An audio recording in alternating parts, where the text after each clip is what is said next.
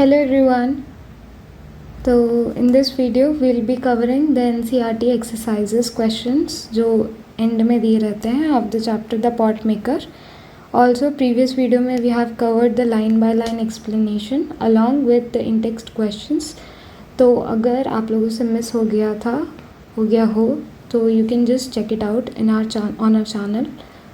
तो यहाँ पे हमने सब पढ़ा हुआ था कि इंडेक्स क्वेश्चन आंसर्स देखे थे, line by line explanation along with the word meanings and all, तो वो मैंने समझा दिया था. Now we'll move on to the exercise questions. तो सबसे पहले है चेक योर अंडरस्टैंडिंग में. Question number 1, do you think Onula's support help Scintilla? If yes why, if no why not. तो हम ये चैप्टर पढ़ के आए हैं, हमें पता है कि डेफिनेटली जो ऑन्युला थी उन्होंने सेंटिला की बहुत हेल्प की थी. मतलब जब सेंटिला उन्होंने ही ये चीज़ ऑब्ज़र्व की थी कि सेंटिला जब पॉट्स बनाती थी तो वो बहुत ही ज़्यादा टेंस होके और गलत माइंडसेट के साथ बनाती थी. तो हम क्या लिखेंगे? Yes, Onula's support helped Scintilla a lot. She understood her problem and guided her properly. She also encouraged her and gave her confidence. तो ये आंसर लिख सकते हैं हम. Now the next question is, Centilla observes her mother making pots. What does this tells us about her? Centilla अपनी mummy को pots बनाते हुए देख के ऑब्जर्व करती है. इससे हमें उसके बारे में क्या पता चलता है? तो this tells us that Centilla is very observant and eager to learn. She learns by watching carefully. तो इससे हमें क्या पता चलता है कि सेंटिला एक ऐसी लड़की है जो ऑब्जर्वेंट है, मतलब वो चीज़ें ऑब्जर्व करती है. And this is R and this is V. Observant and eager to learn, और वो सीखने के लिए आतुर है. She learns by watching carefully, और वो चीज़ें देख के समझती है और सीखती है. तो ये हो गए हैं. Now let's move on to the third question. तो थर्ड क्वेश्चन क्या है? Arrange the following events of the story in the current sequence. Share your answer with your classmates and teacher. तो हमें ये कुछ सेंटेंसेस दिए हुए हैं. 9 sentences are given to you और हमें इन्हें according to the story arrange करना है. तो पहला जो सेंटेंस आप खुद से रीड कर सकते हैं, ये 9 के 9 सेंटेंस. पहले ऐसे क्वेश्चंस में क्या करना चाहिए? पहले सारे सेंटेंसेस पढ़ लेने चाहिए, फिर उन सब में से जज करना चाहिए कि अच्छा ये कब आया. या तो आप 2-2 लेके कर लो, ग्रुप्स बना लो कि 3 पढ़ा, 3 में से क्या पहले हुआ था, और फिर उन 3 में से you can choose any of the strategy that you like for solving such type of questions. But यहाँ पे टाइम बचाने के लिए I have already written the answers, तो हम उसके अकॉर्डिंग देखते हैं. तो फर्स्ट वाला जो आएगा, सबसे पहला जो इवेंट हुआ था वो ये था, नंबर 4 वाला. Centilla was passionate about pottery but did not share it with her mother. Centilla को पॉटरी करना था बट उसने अपने पेरेंट्स को ये बात नहीं बताई थी. और क्यों नहीं बताई थी? फिर उसका रीज़न क्या था? Because Centilla overheard her mother saying that pot making was a tiring job and that she earned very little from it. तो ये कौन सा हो गया? दूसरा. पहला ये हो गया, दूसरा ये हो गया. देन थर्ड इवेंट कौन सा था? Centilla observed how other expert potters crafted beautiful pots. Centilla क्या ऑब्ज़र्व करती थी? मतलब उसे पॉटरी बनाने का इंटरेस्ट था, बस उसने अपने घर वालों को नहीं बताया था क्योंकि उसने सुना था कि उसके घर वाले उतने फेवर में नहीं हैं, स्पेशली उसकी मम्मी. बट वो क्या करती थी? अब उसे पता था कि ये तो अभी सिखा नहीं रही, तो वो क्या करती थी? She used to go and observe how other expert potters crafted beautiful pots. तो ये थर्ड वाला पार्ट हो गया. Then the next one is the village council called miss Soba to know about Arenla's unwillingness to teach pottery to Scintilla. फिर village council ने, जो सेंटिला के पापा थे मिस सोबा, उन्हें बुलाया और पूछा कि अरनला अपनी बेटी को क्यों नहीं सिखा रही है pot making. So this is the fourth event. फिर उसके बाद क्या हुआ? Scintilla learn the art of pot making for a year from her mother but was unsuccessful. फिर जब विलेज काउंसिल के बाद आए ये लोग, तो मिस सोबा ने अरनला की मम्मा से बताया, सेंटिला की मम्मी अरनला को बताया कि विलेज काउंसिल वालों ने बोला है कि उसे सिखाओ. तो उसकी मम्मी ने कंटिन्यूसली उसके साथ 1 साल तक पॉट बनाने की प्रैक्टिसिंग की, बट सेंटिला वॉज अनसक्सेसफुल. तो ये क्या हो गया, 5th पॉइंट हो गया। अब इसके बाद क्या हुआ, ऑन्युला आई फिर, ठीक है, ऑन्युला इसके बाद आई। तो Onula guided Scintilla in the art of pot making, तो ये 6th पॉइंट हो गया। देन अरेला made a new batch of pots and asked Scintilla to continue the work as she was unwell. Story के एंडिंग में क्या होता है कि वो एक बैच बना लेती हैं, मतलब एक रो बना लेती हैं पॉट्स की, फिर उनकी तबीयत उन्हें थोड़ी ख़राब सी लगने लगती है, तो वो सेंटिला को बोलती हैं कि अब आगे का काम तुम करो। तो this is the 7th part. And then the 8th one was Centilla was able to make pots quickly and skillfully, just one less than her mother's. मतलब उसकी मम्मा के रो में जितने थे उसने उतने ही बनाए थे, बस एक कम था, बाकी she was able to make those many pots. तो ये 8th वाला हो गया। Then Ornella observed 2 rows of pots inside the work shed which she felt was the work of 2 people. ये स्टोरी का एंडिंग वाला पार्ट है, जब उसकी मम्मा की बॉडी को वो लोग ले जा रहे थे और फिर सेंटिला कुछ कुछ बोल रही थी, तो ऑर्नेला को फील हुआ कि कुछ तो मोमेंटस हुआ है, तो वो वर्क शेड में गई और उन्होंने देखा कि 2 रोज़ में पॉट्स बने रखे हुए हैं। तो ये लास्ट वाला पार्ट था, तो ये हो जाएगा 9th वाला। And I hope this might be clear now. तो ये देख सकते हैं आप लोग, ये रहा sequence.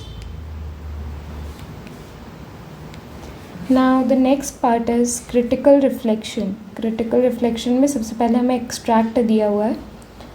Pounding the stubborn clay inside bamboo cylinders to soften it is also tedious. Pounding मतलब कूटना पीटना, किसको, स्टबन क्ले को, स्टबन मतलब ज़िद्दी क्ले को कूटना पीटना, इनसाइड बैम्बू सिलेंडर्स। और क्यों कूटते पीटते हैं, टू सॉफ्टन इट, ताकि वो इवन हो जाए, उसका जो वो है वो एक जगह से कंसिस्टेंसी उसकी अच्छी बन जाए, तो इसलिए हम उसे पाउंड करते हैं क्ले को। इज़ ऑल्सो टीडियस मतलब ये बहुत थकावट का काम है। So many times I have dropped the mould out of sheer exhaustion and have to start over again. कई बार तो मैंने जो सारा काम था वो मुझे दोबारा स्टार्ट करना पड़ा, क्योंकि मैंने थकावट के कारण जो मोल्ड को गिरा दिया था, मतलब थकावट में आके जो मोल्ड बनाया था आधा अधूरा जो भी था उसको मैंने क्या कर दिया था, ड्रॉप कर दिया था थकावट के कारण, और फिर पूरा स्टार्ट करना पड़ा दोबारा से। It take months of to bring out a batch of pots after so much labour. कई महीने लग जाते हैं बस एक बैच ऑफ पॉट्स बनाने में, और वो भी इतना लेबर, मतलब इतना मेहनत करो। And the reward a few rupees, और उसके बदले में रिवॉर्ड क्या मिलता है, सिर्फ कुछ पैसे। But if Scintilla learns weaving she can make much more money besides providing enough cloth for the family. पर अगर सेंटिला क्या सीख लेती है, वीविंग, तो वो क्या कर सकती है, वो और पैसे कमा सकती है और वो अपने घर वालों के लिए भी कपड़े बना सकती है।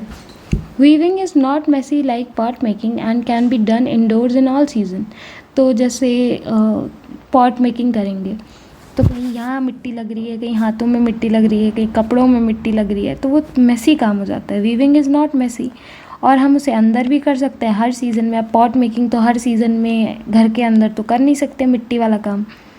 Also the time spent on weaving one shawl is much less and the return is handsome. मतलब टाइम भी कम लगता है और जो रिटर्न में पैसे जो मिलते हैं वो भी अच्छे खासे मिलते हैं। तो ये एक्सट्रैक्ट था। ये कौन बोल रहा था, ये अरेला बोल रही थी, ऐसा सेंटिला ने सुना था, हमने चैप्टर में भी पढ़ा था। This is an extract. तो अब इसके बेसिस पे हमसे कुछ क्वेश्चंस पूछे जाएंगे and we have to answer them. तो choose the correct reason for the assertion. उन्होंने हमें असर्शन दिया है, एक स्टेटमेंट दी है, हमें इसको एक्सप्लेन करने के लिए, मतलब क्या इसका रीज़न हो सकता है, उसको चूज़ करना है। तो the effort in pot making in making pots is far greater than the returns. तो जो एफर्ट लगता है पॉट मेकिंग में वो क्या है, वो बहुत ज़्यादा है उसके रिटर्न से। अब इसका रीज़न क्या हो सकता है कि ऐसा क्यों बोला गया है कि the process of pot making is quite टायरसम and long and one hardly earns much. तो हाँ, ये सही बात है कि भाई जो पॉट बनाने का जो वो है प्रोसेस, वो कितना थकावट वाला है कि पहले मिट्टी लाओ, फिर उसको कूटो पीटो, फिर उससे बनाओ, और उसमें भी शेप सही नहीं बना तो दोबारा शुरू करो, फिर उसे सुखाओ धूप में, फिर उसे भट्टी में ले जाओ, उसे पकाओ, फिर उसे लोड करके ले जाओ। So it is very टायरसम and बहुत स्किल्स रिक्वायर्ड होते हैं ये काम करने के लिए। तो हाँ, ये सही रीज़न है। एंड जो सेकेंड वाला ऑप्शन है, the process of pot making is exhausting, takes a long time yet gives a sense of satisfaction. तो ये तो नहीं दिया, इसमें तो बताया है कि हमें पॉट मेकिंग से एक सेंस ऑफ सेटिस्फैक्शन मिलता है, तो this is not an appropriate option. So option A will be our answer.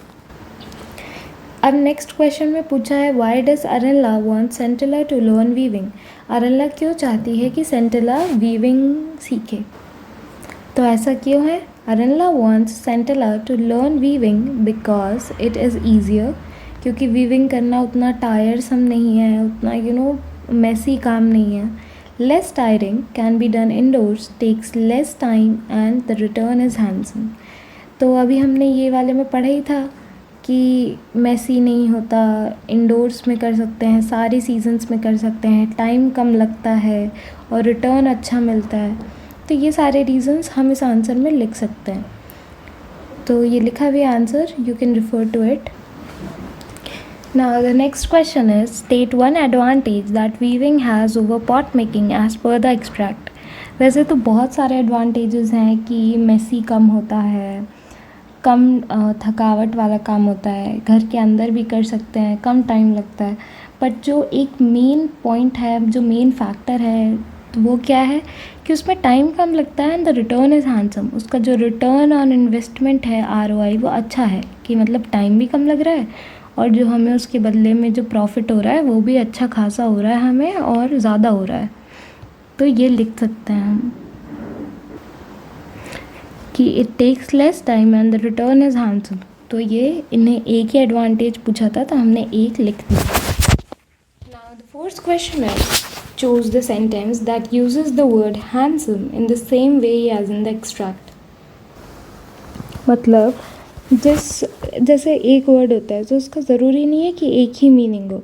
अब उनने बोला है कि एक्सट्रैक्ट में ये लिखा है, the return is handsome. Handsome मतलब गुड लुकिंग भी होता है, बट यहाँ पे रिटर्न इज़ हैंडसम का मतलब रिटर्न इज़ गुड, अच्छा खासा रिटर्न मिल रहा है, मतलब the amount is very nice, ऐसा करके। तो that is the meaning of handsome here, ना कि समवन हु लुक्स गुड। तो हम उसे भी हैंडसम बोलते हैं, बट उस वे में नहीं यूज़ हुआ है। जैसे फर्स्ट है, my father is a handsome man, यहाँ पे मतलब उन्होंने बोला है कि जो मेरे फादर हैं वो एक गुड लुकिंग पर्सन है, बट एक्सट्रैक्ट में तो ऐसी कोई बात नहीं हुई। सेकेंड में हमें बोला है, they will make a handsome profit selling this property, इस प्रॉपर्टी को बेचने के बाद वो एक अच्छा खासा प्रॉफिट मतलब उन्हें मिलेगा। तो हाँ, यही इसी कॉन्टेक्स्ट में हमारे एक्सट्रैक्ट में भी बात हुई है, तो option B is the correct answer.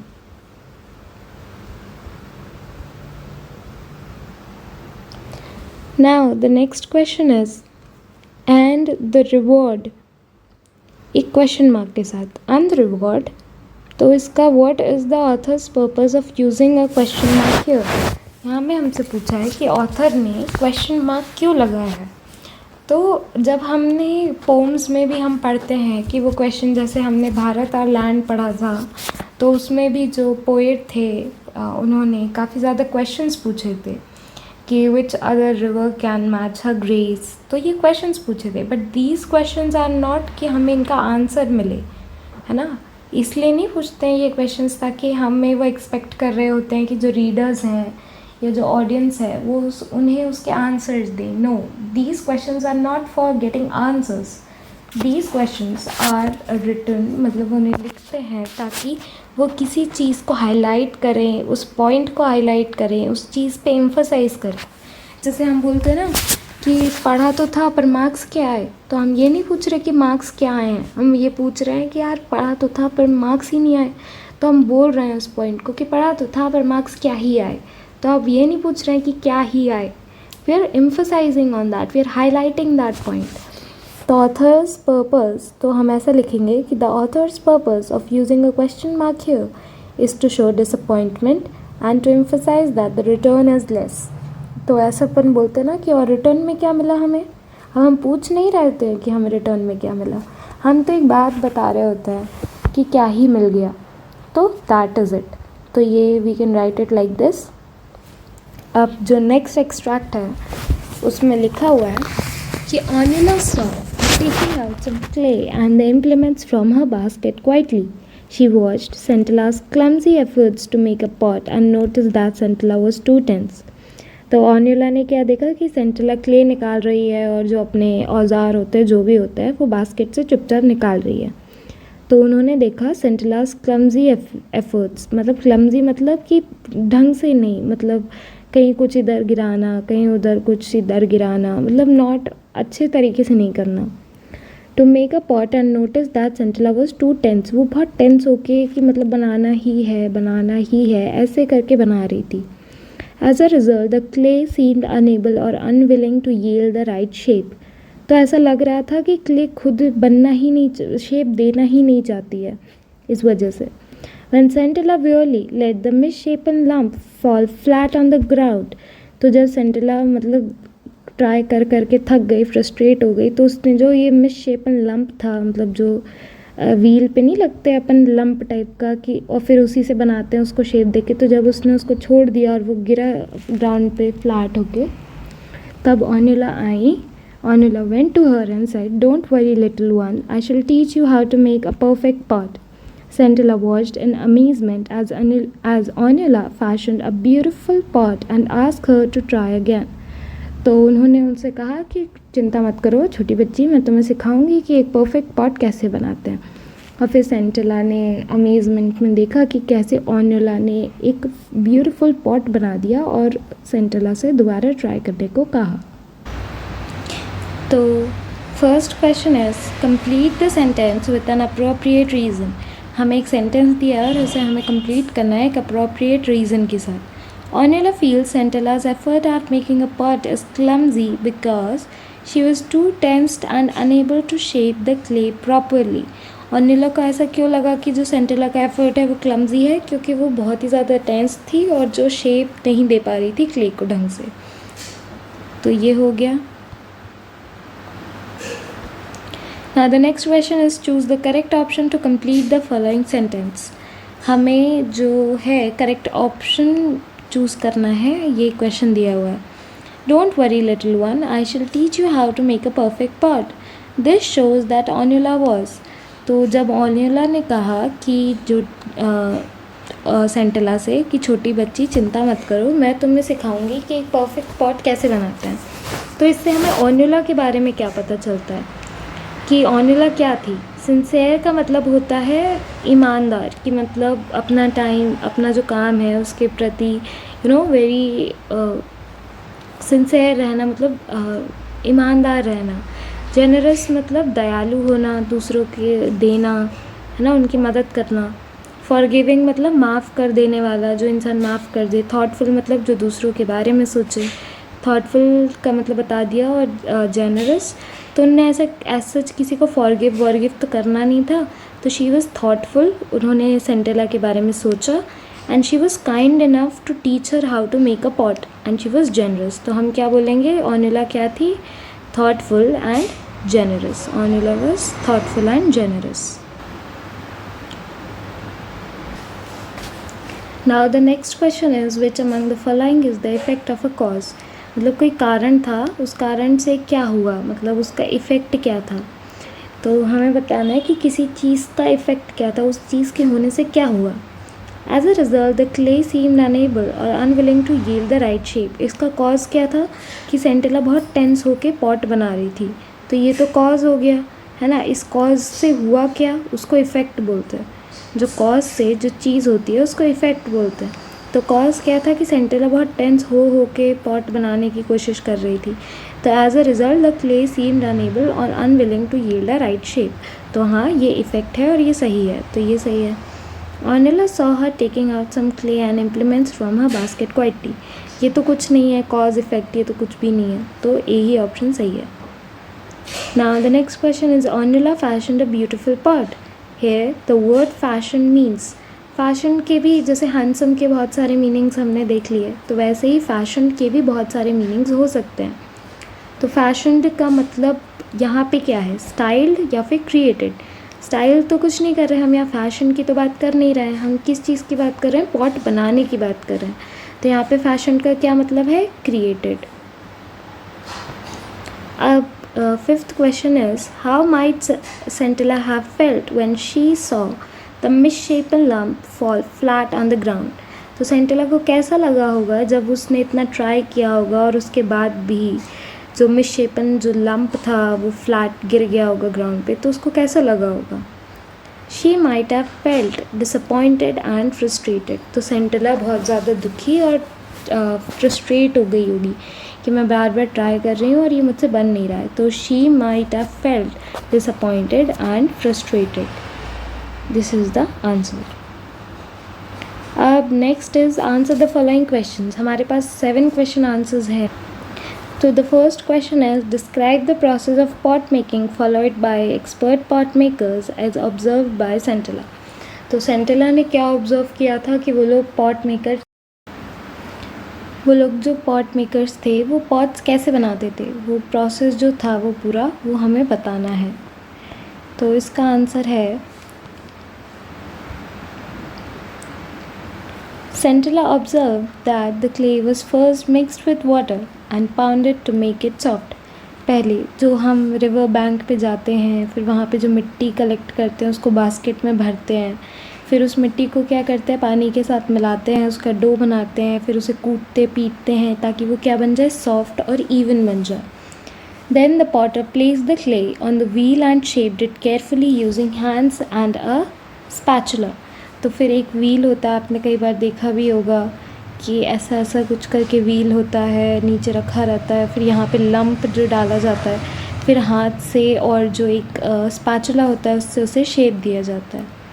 The pots were then left to dry in the sun. फिर जो पॉट्स हैं उन्हें सूखने के लिए धूप में रख दिया जाता है.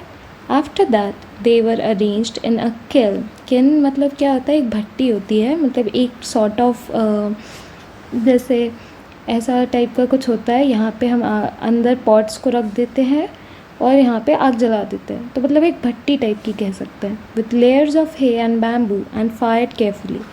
मतलब पहले एक जो लेयर्स वो कैसे रखा जाता है, पहले बैम्बू और हे से बनाते हैं, फिर उसके ऊपर पॉट्स को रखा जाता है ना. तो ये प्रोसेस होता है. Finally the pots were ready for use. और जो फायरिंग है वो भी केयरफुली करनी पड़ती थी ताकि अंडर फायर और ओवर फायरिंग ना हो. तो ये सारा जो था हमने प्रोसेस को थोड़ा शॉर्ट करके लिख दिया. बाकी बास्केट से लाना, थोड़ा और detailing you can add it according to the marks allotted for the question. अगर छोटा आंसर है तो ऐसे लिख दीजिएगा. अगर 5 या 7 मार्कर जितने भी आपके उसके अकॉर्डिंग आ रहा हो, उसके according you can elaborate a little. Question and answers में हम वही लिख सकते हैं ना जो हम टेक्स्ट में पढ़ के आए हैं. और टेक्स्ट में तो हमने काफ़ी डिटेल में पढ़ा था, अरन्ना ने हमें समझाया था कि क्या क्या करना पड़ता है. तो you can elaborate it or compress it according to the question का जो आंसर में जो मार्क्स अलॉटेड हैं उसके according. Now the next question is, what warning was given to Mesoba by the village council. जो सेंटिला के पापा थे मेसोबा, उन्हें विलेज काउंसिल ने क्या वार्निंग दी थी? तो the village council warned Mesoba that it was Arinla's duty to teach pot making to Centilla. They said that such traditional skills should be passed on from one generation to another and to those who wish to learn them and should not be kept to oneself. मतलब जब गाँव के लोगों में ये बात फैली कि सेंटिला जाती है एक्सपर्ट पॉट मेकर्स को देखती है, बट पता नहीं अरिनला सिखा क्यों नहीं रही है. तो तब विलेज काउंसिल बुलाई गई, मतलब सब इकट्ठा हुए, फिर उन्होंने मेसोबा को बुलाया, फिर उनसे उसका कारण पूछा. तो मेसोबा ने उन्हें एक रीज़न दे दिया. तो फिर विलेज काउंसिल ने उनसे कहा कि अरिनला की वो ड्यूटी थी कि वह सेंटिला को क्या सिखाए, पॉट मेकिंग. उन्होंने ये बोला कि जो ट्रेडिशनल स्किल्स होते हैं वो किसी एक इंडिविजुअल के नहीं होते, वो पूरी कम्युनिटी के होते हैं और उन्हें एक जनरेशन से दूसरा जनरेशन को पास ऑन करना तो सबकी ड्यूटी बनती है. और उन लोगों को भी पास ऑन करना चाहिए जो उन्हें सीखना चाहते हैं, और खुद के पास इंडिविजुअल के पास नहीं रखनी चाहिए ऐसी skills. Now the third question is, how did Sentila feel when she failed at pot making even after year of training with her mother. तो सेंटिला को कैसा फील हुआ जब वो पॉट मेकिंग में फ़ेल हो गई 1 साल सीखने के बाद भी अपनी मम्मी के साथ. तो Sentila felt sad, ashamed and frustrated when she failed to learn pot making even after a year. She felt disappointed because she was not able to make pots properly. तो सेंटिला ने 1 साल अपनी मम्मी के साथ प्रैक्टिस की, उन्हें देखा कि वो कैसे बना रही हैं, खुद बनाने की कोशिश की, but then also she failed, फिर भी वो नहीं बना पाई. तो उसे क्या फ़ील हुआ, बहुत सैड थी वो, उसे खुद पे मतलब थोड़ा लो सेल्फ इस्टीम फील हुआ कि उसे मतलब कि मैंने इतना सीखा तो भी मैं सीख नहीं पाई. एंड शी वॉज फ्रस्ट्रेटेड, है ना, when she failed to learn pot making even after a year. तो उसे किस लिए डिसअपॉइंटेड फील हुआ, because she was not able to make the pots properly. Question 4 is, Onula stood there for a long time as if trying to absorb a new phenomena.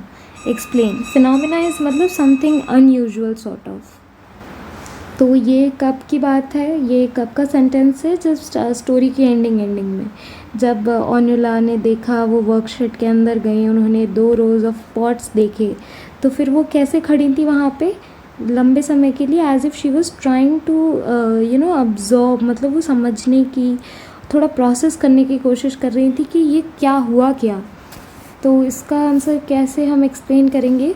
Onula saw 2 rows of pots that looked exactly the same and she could not tell which row was made by Scintilla and which one by her mother. She realized that Scintilla had mastered the skill perfectly. This surprised her greatly, so she stood there amazed. तो जब वो वहाँ गई तो उन्होंने देखा कि 2 rows of pots हैं और दोनों exactly same हैं.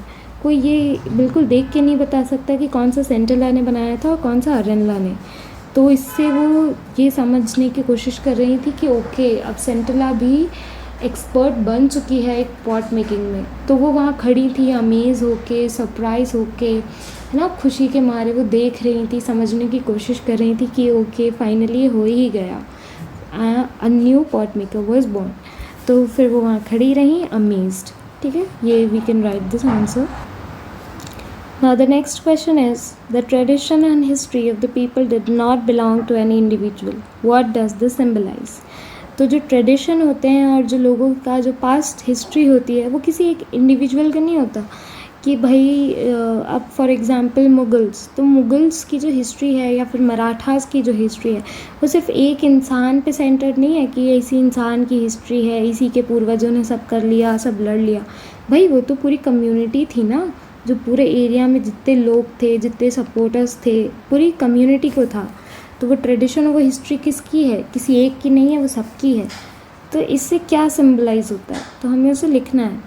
तो हम क्या लिख सकते हैं, this line symbolises that traditional skills and knowledge belongs to the whole community. They should be shared and passed on to others and not kept by one person alone. अब जो भी हिस्ट्री और जो नॉलेज उन्हें मिली है अपने ancestors से regarding a particular tradition, या फिर जैसे कोई पॉट मेकर्स हैं तो उनकी कम्युनिटी होगी, उनके जो एंसेस्टर्स होंगे उन्होंने उन्हें पॉट मेकिंग सिखाई होगी, उन्होंने अपने आगे की जनरेशन को सिखाई होगी. तो वो उनका फ़र्ज़ बनता है कि वो जो अपना पॉट मेकिंग का स्किल है उसे आगे पास ऑन करें. तो और वो जो पॉट मेकिंग है, आप कोई सोचे कि मुझे पॉट मेकिंग आती है तो मैं सिर्फ खुद ही सीख लूँ पॉट मेकिंग और किसी का ना सिखाऊँ, तो फिर ये थोड़ी कोई बात थोड़े ना हुई. जब आपके पास कोई नॉलेज है, कोई स्किल है, कुछ है, तो वो सिर्फ आपका नहीं होता. अगर वो आपकी कम्युनिटी के काम आता है, अगर आपकी कम्युनिटी भी उसके बारे में जान पाती है, तो देन ओनली इट्स फ्रूटफुल. तो वही लिखा है, they should be shared and passed on to others and not kept by one person alone. Now the next question is, what is the significance of the concluding line of the story? A new pot maker was born.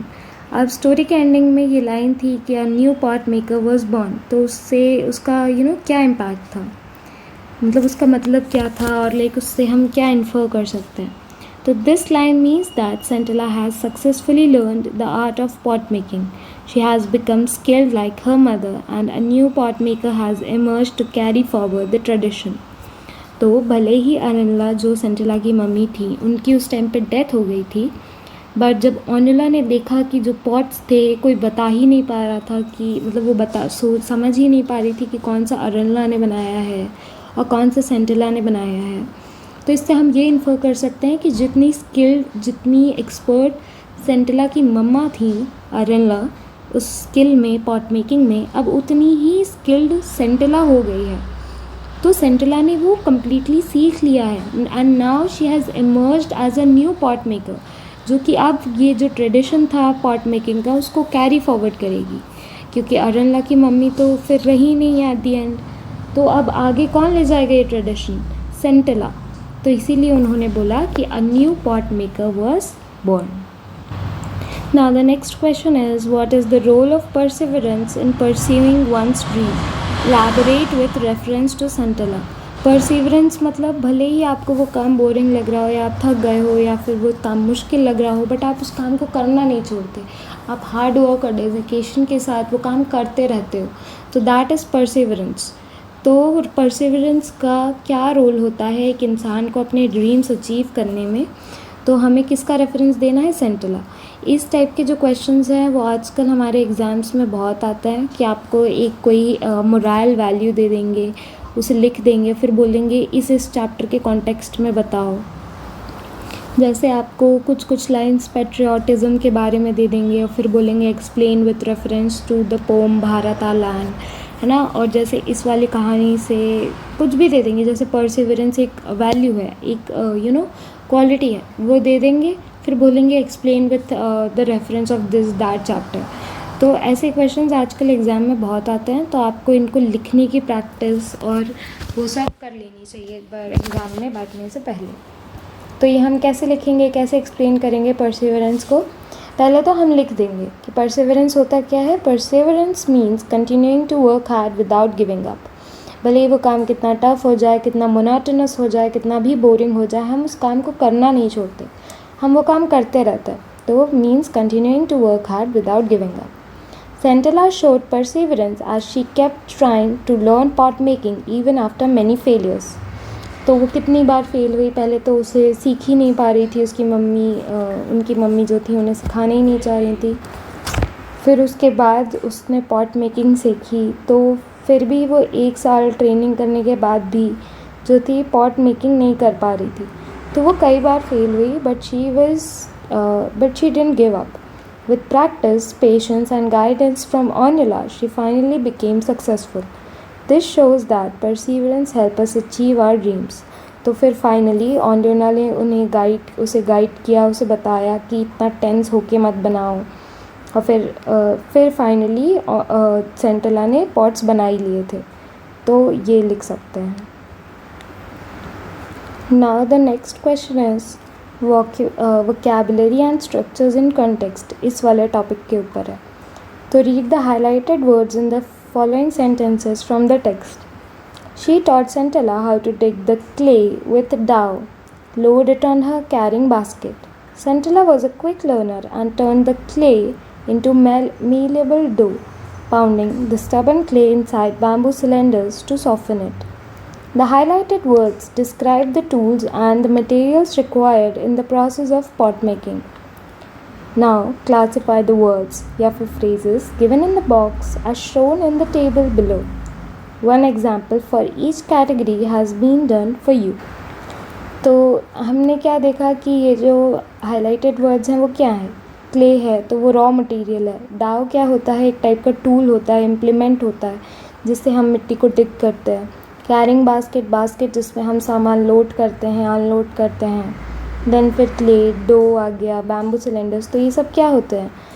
ये या तो tools हैं, या तो materials हैं, या तो कुछ प्रोसेसेस हैं। तो वैसे ही हमें कुछ यहाँ पे वर्ड्स दिए हुए हैं और हमें इनको क्लासीफाई करना है कि ये क्या क्या हैं। क्या ये टूल्स हैं, क्या ये रॉ मटेरियल्स हैं, या फिर ये कोई प्रोसेस है पॉट मेकिंग का। तो डाओ जो है वो एक टाइप का इम्प्लीमेंट होता है। डो क्या होता है? हमारा रॉ मटेरियल होता है जिससे हम शेप देते हैं अपने पॉट को। फिर पाउंडिंग क्या होता है? कूटना, पीटना। This is type of a process. Bamboo क्या हो गया हमारे पास? एक रॉ मटेरियल हो गया। क्ले क्या हो गई? रॉ मटेरियल हो गया। किल्न क्या हो गया? भट्टी को हम किस चीज़ में डाल सकते हैं? टूल्स या फिर इम्प्लीमेंट्स में। फिर स्पैचुला को हम क्या कर सकते हैं? टूल्स या इम्प्लीमेंट्स में। बास्केट क्या हो गया हमारा? बास्केट भी एक टाइप का टूल हो गया हमारे पास, जिसमें हम सामान रखते हैं, लोड अनलोड करते हैं। फिर सिलेंडर्स भी हमारे पास टूल्स इम्प्लीमेंट्स में आ जाएगा, क्योंकि सिलेंडर्स में हम सामान रख के फिर उसको करते हैं, मतलब बेसिकली हम उसे यूज़ करते हैं ना, उसको कुछ डायरेक्टली उसको नहीं कर देते कि उसी का बना देते हैं, बट उसको बनाने के लिए यूज़ करते हैं। फिर रोटेटिंग क्या है, एक प्रोसेस है। बेड ऑफ हे क्या हो गया, रॉ मटेरियल है ये। शेपिंग करना क्या हो गया, एक प्रोसेस हो गया।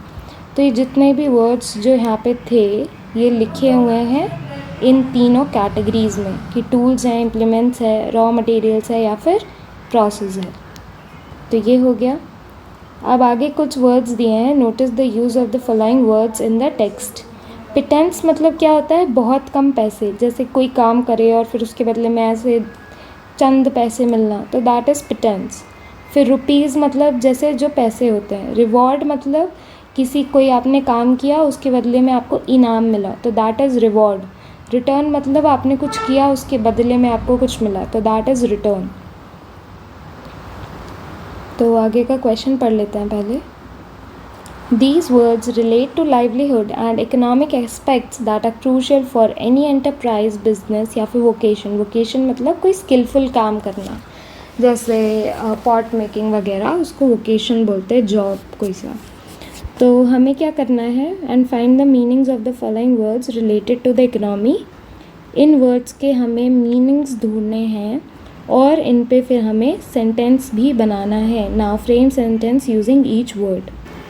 तो पहला वर्ड जो है हमारे पास बैंकरप्ट। बैंकरप्ट मतलब कि लुट जाना, एक टाइप्स का, कि मतलब हम तो पूरा पैसे चले जाना। Unable to pay once debts, financially ruined.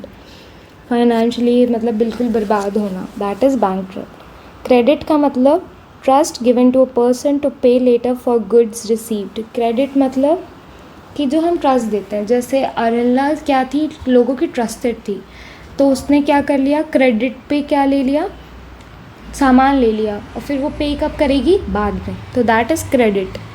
फिर करेंसी क्या होती है, system of money used in a particular country. जैसे इंडिया में रुपीज़ चलते हैं, कहीं कुछ और चलता होगा, तो that system of money is known as currency.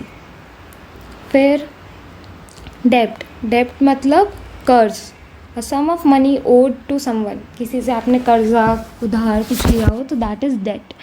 अब उसमें डेब्ट नहीं बोलते हैं, बी यहाँ पे साइलेंट होता है, इसको डेट बोल सकते हैं या फिर डेप्ट भी बोल सकते हैं।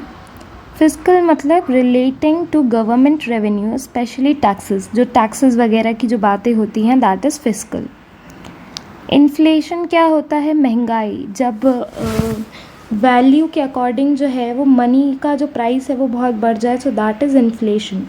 इन्वेस्टमेंट क्या होता है, putting money, effort, time into something for a future benefit, आगे चल के हमें उसमें कोई फ़ायदा हो, प्रॉफिट हो, तो किसी चीज़ में पैसा, टाइम या मनी लगाना, दैट इज़ इन्वेस्टमेंट। इंटरेस्ट क्या होता है, money paid for the use of money land, आपने कुछ पैसे लिए, उसको आपको फिर थोड़े से एक्स्ट्रा पैसे मिलते हैं, क्योंकि आपने पैसे जिनसे लिए तो आपको उन्होंने आपको दिए, इसलिए आपको क्या करना पड़ता है, उनको इंटरेस्ट देना पड़ता है, मतलब कुछ एक्स्ट्रा अमाउंट ऑफ मनी देना पड़ता है, तो दैट इज़ इंटरेस्ट। तो अब जो भी वर्ड्स थे उनके ये रहे मीनिंग्स। जैसे the small pottery business went bankrupt because it did not compete with mass production, तो वो क्या हो गए, बैंकरप्ट हो गए। Arenla's reputation as a skilled potter gave her credit in the village market where she sold her pots. Before currency was introduced, people bartered their goods for food and other necessities. Bartered मतलब कि ये नहीं कि पैसे दे रहे हैं और कुछ सामान खरीद रहे हैं, एक्सचेंज, जिसको एक्सचेंज सिस्टम बोलते हैं, कि आप मुझे ये दो तो मैं आपको ये दूंगा।